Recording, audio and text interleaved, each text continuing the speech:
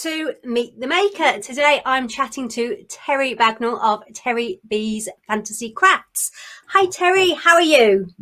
Hi, I'm fine, thank you. Good. Come on, tell me then all about your business. What's Fantasy Crafts? What does that mean? Ooh, what's it mean now? Well, it started off actually as Teri B handmade jewellery and greeting cards. Quite change then. Yeah. Okay, so tell us, start right back at the beginning if you want to. Tell us, how's your business evolved over time? Well, it started off when after my job in work was made redundant, and I just started faffing around with some cards and putting stickers on. And then my hairdresser said, "Why don't you sell them?" And I said, "Because nobody wants them." So she took them away and started selling them herself. They were only selling for 50p to £1 at that time. We're not going there, but carry on. But then I started looking at something called Jewellery Maker and decided I'd like to make some jewellery at the same time. So started on that. Then I did my first fair. I remember doing that well. Not doing that well as in I did well. I remember well doing that fair. Okay. Did you enjoy it? Did you enjoy your first fair? I did. It was funny because it was in a little garden by the shop. I can't even remember if I sold anything. But I think my first real one was in a market in Abergavenny. I just thought I made all these things and everybody would just come and buy them. Yeah. This didn't happen quite that way. No, if only. If only it were that way. If only. And then I went to a lot of craft fairs. Got a little community there. I did the craft fairs for quite a long time. And in the meantime, I set up a website and thought, if you build it, they will come. So I didn't sell anything on the website at all. And then I decided that if I really wanted to make a business out of it, I really had to sort of knuckle down and do business instead of just going to the fairs and saying, "I've made my table money today." There's a lot of people who do that, though. A lot of people do that. Spend £200 on beads. Okay. Yeah, anyway, that's a long story short. I decided my heart is in paper and stationery and paints and things like that. So I decided I would like to go back into paper. Wasn't sure that I wanted to do make cards. So I decided to sell the materials to make cards. And I've always been sort of not in mainstream, if you like. I like different. We can tell by your hair. Exactly. It's you, isn't it? It's being different, standing out a little bit. Yes, just a bit. So I saw on Creating Craft, I think it was, I saw something called Magic Graphics CDs. So I immediately got in contact with the lovely lady Sue, and she said that I could stock them. So I started with hers, I think, and then I went to a trade show at Birmingham and started getting other little trade accounts, and still nothing was selling on my website. So I decided there was a big show at Cardiff. They do it all the time, and I'd been a customer there, so I gave that a go. I took jewellery as well because they allowed made stuff in, but I knew what was going to sell at that type of show, and it was all the craft supplies. Yeah. And then I went from there, and I signed up to others. There was one called Sincerely Yours, and then there's this Excalibur. I did those right up to last year. We used to travel all around the country, and I loved that. really, really nice. And obviously the fancy crafts come from the fact that I was selling things like Gothic and unicorns and steampunk and things like that. And the Teri bee come from my father, because his name was Teri and mine's Teresa. So don't like that name, so I changed it to Teri. My surname's B, and my surname was B, began with a B before I got married. So it's my father, Teri B. Oh, fantastic. Do you know, I didn't know that. Didn't you? I just assumed Teri B was you in your name. I didn't know that link with your dad's. Yeah. How long have I known you now? And that's, well, he passed away a year before my business began, and he'd always had his own business, so he never actually knew that I had mine. oh, Yeah, I thought it was quite good. Yeah, I like that. Wow, learn something new every day. That's fascinating. Okay, so you said you stopped doing those events last year. So have things changed since then? What are you doing now? Are you still selling the supplies? I kept up with Magic Graphics because I just can't let them go. I still sell Magic Graphics, and I am the only supplier other than Magic Graphics and Create and Craft that sell them. We won't mention them. No, their postage is too high.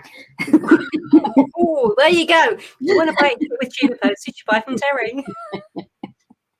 The postage is good if you're buying sort of big things like this, of paper and cards, and it's good there.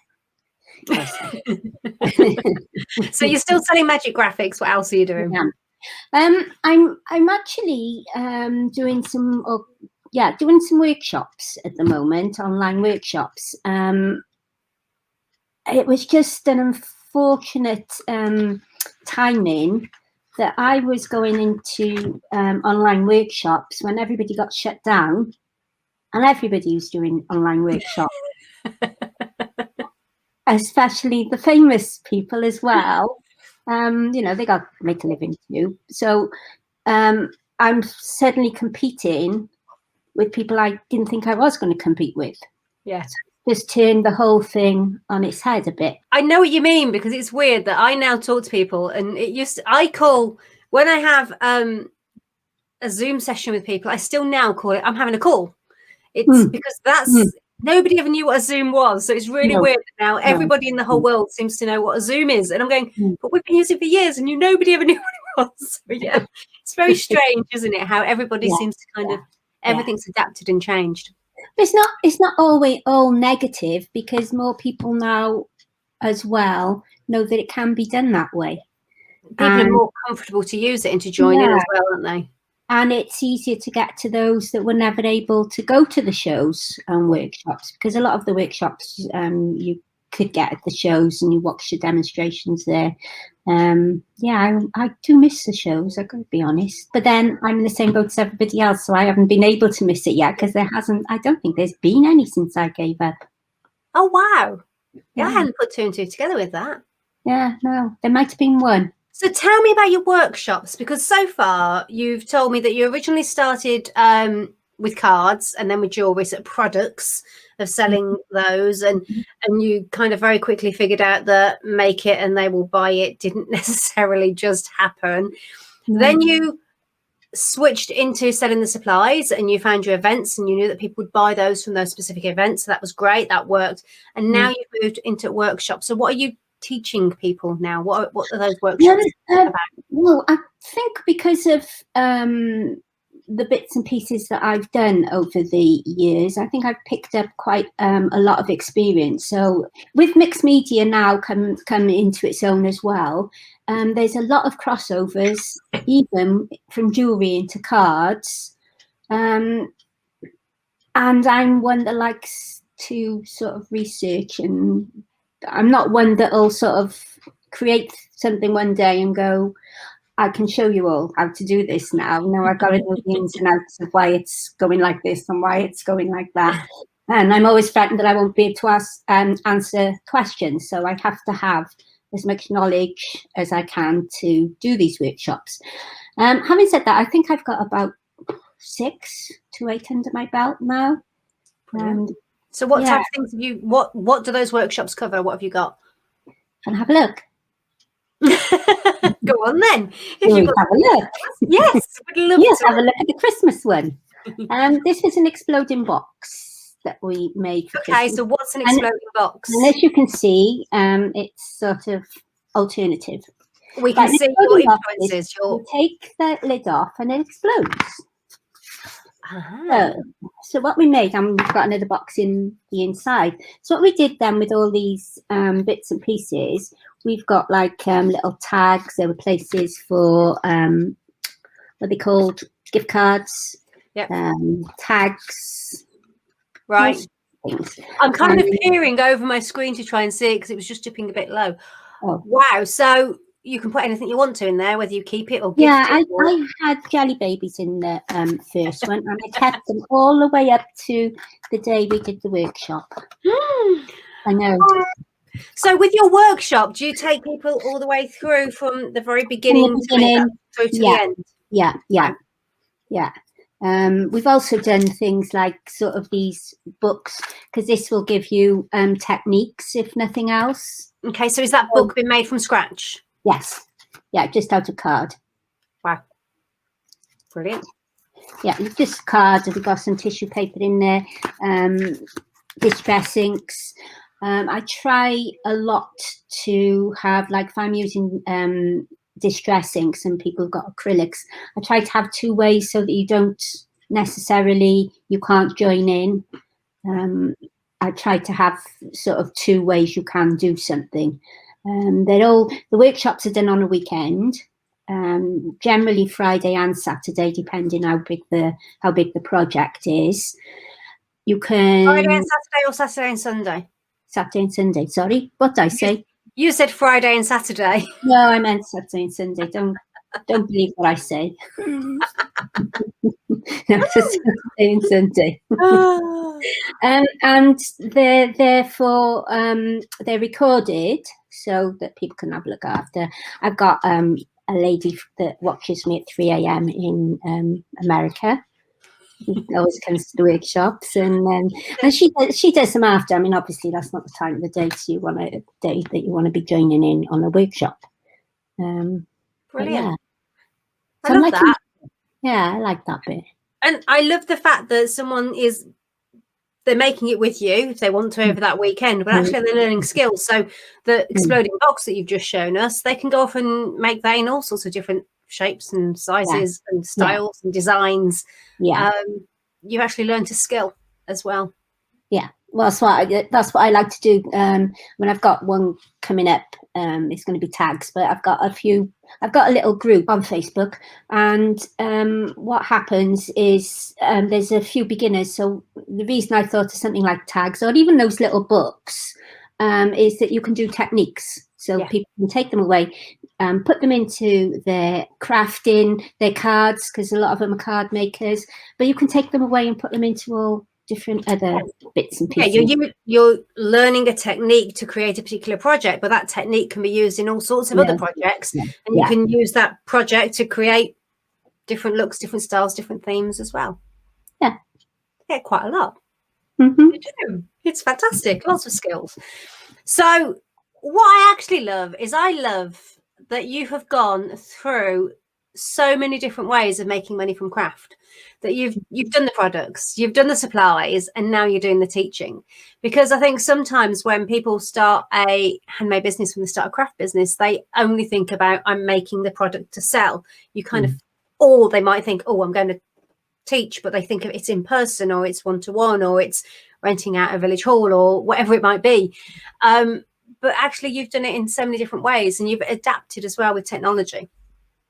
So which has been your favourite, or do you miss any, or are you happy where you are now? Or I liked going away for the shows. Is that because it felt like a holiday?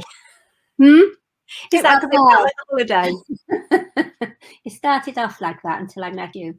I was going on holiday, so we'll have the best hotel. It's business. Just because I made you think about your expenses. Exactly. No, you've made me see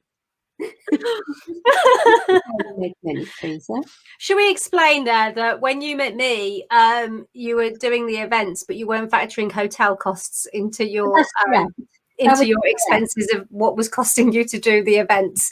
So and the petrol. And the petrol. So we kind of factored those in to kind of be a little bit more businesslike about it. Oh. You were almost going on a holiday, and while you were away doing an event. Yes. So I reined you in a little bit. Yes, and then it became workified, and then it sort of separated playtime, if you like, and hobby time from you have got a business. You really have got one. Yeah, because up to that stage, it was a bit. I've got a business, but I didn't believe it. Oh dear! So that's the bit you miss. You miss the people, really. I do. Yeah, definitely. I didn't think I'd ever say it because I always think, oh, I like being here on my own. But no, I did like going away. It was, and it is like a little family.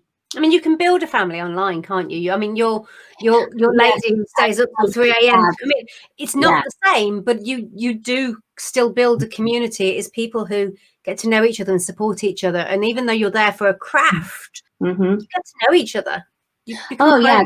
No, definitely. And especially now, as I say, there are very few positives because everybody's had to sort of turn to online for communities and things like that. So I think it's bonded a lot more people together. Yeah, and I think more people will continue to use, even when hopefully very soon we can get out and about and start to see more people and life can get back to some kind of, I don't know, like using the word normality, but it is to what we were used to before. I still think more and more people will use online because they've now had their eyes open to opportunities online. I mean, I just might stay here and have everything delivered.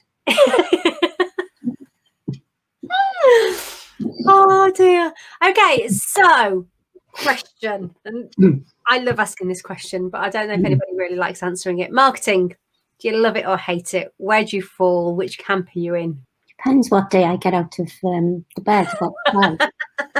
That's a good answer. That's probably a really honest answer. So most of the time, most days, do you love it or hate it?